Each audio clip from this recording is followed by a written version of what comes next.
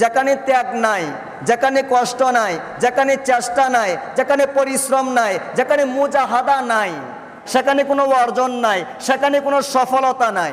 সাহেবে মাল বলেন, সাহেবে আলেম বলেন, সাহেবে শরীয়ত বলেন, সাহেবে তরিকত বলেন, সাহেবে হাকিকত, সাহেবে মারেফত বলেন, যে যা কিছু অর্জন করেছে একমাত্র শুধুমাত্র কেবলমাত্র কষ্টের বিনিময়ে অর্জন করেছে।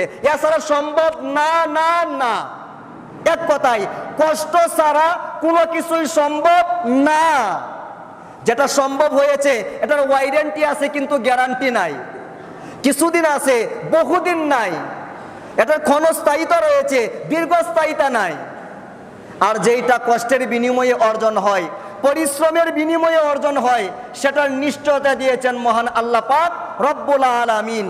শাহজালাল ইয়ামেনি বলেন, শাহপরান ইয়ামেনি বলেন, শাহজামাল বলতে পারেন, শাহ কামাল বলতে পারেন, শাহ শম্ভুগঞ্জি বলতে পারেন, শাহ এনায়েতপুরী বলতে পারেন। তারা বেলায়েতের মালিক হয়েছেন, সাহেবে বেলায়েত হয়েছেন। কিসের বিনিময়ে হয়েছেন? একমাত্র শুধুমাত্র কেবলমাত্র কষ্টের বিনিময়ে, মুজাহাদার বিনিময়ে, পরিশ্রমের বিনিময়ে, চেষ্টার বিনিময়ে, ত্যাগের বিনিময়ে হয়েছেন। যতক্ষণ না পর্যন্ত ত্যাগ করতে না পারছেন, আব্দুল্লাহ ছিলেন, ত্যাগ করতে পেরেছেন, ওলি আল্লাহ হয়ে গেছেন। আল্লাহু আকবার বলেন। আপনাকে অবশ্যই অবশ্যই ত্যাগ স্বীকার করতে হবে, পরিশ্রম করতে হবে। শাহানশাহ এনায়েতপুরী হুজুর পাক উনি বলতেন, বাবাজিরা আমার বেলায়েতের কথা শোনো, পিছনের কাহিনী শোনো। আমার যৌবনের রক্ত গুবরা শরীফের মশার পেটের ভিতরে অবস্থান করতেছে। অর্থাৎ স্বাভাবিক কোনো জীবন ছিল না, পরিশ্রম করতে হয়েছে। আমার মুর্শিদ চাঁদ ধর্মের কথা বলেছে, পিছন থেকে আমাকে খেদমত করতে হয়েছে। দুলাল ইবনে আলাল, আলালের ঘরের দুলাল আমি ছিলাম না।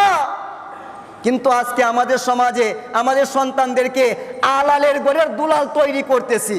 আলালের ঘরের দুলাল, আপনি আলালের ঘরের দুলাল তৈরি করে ভবিষ্যৎ অন্ধকার করে দিচ্ছেন। এই সন্তান ভবিষ্যতে ডিপ্রেশন ছাড়া আর কিচ্ছু পাবে না, হতাশা ছাড়া আর কিচ্ছু পাবে না, অভিযোগ ছাড়া আর কিচ্ছু পাবে না।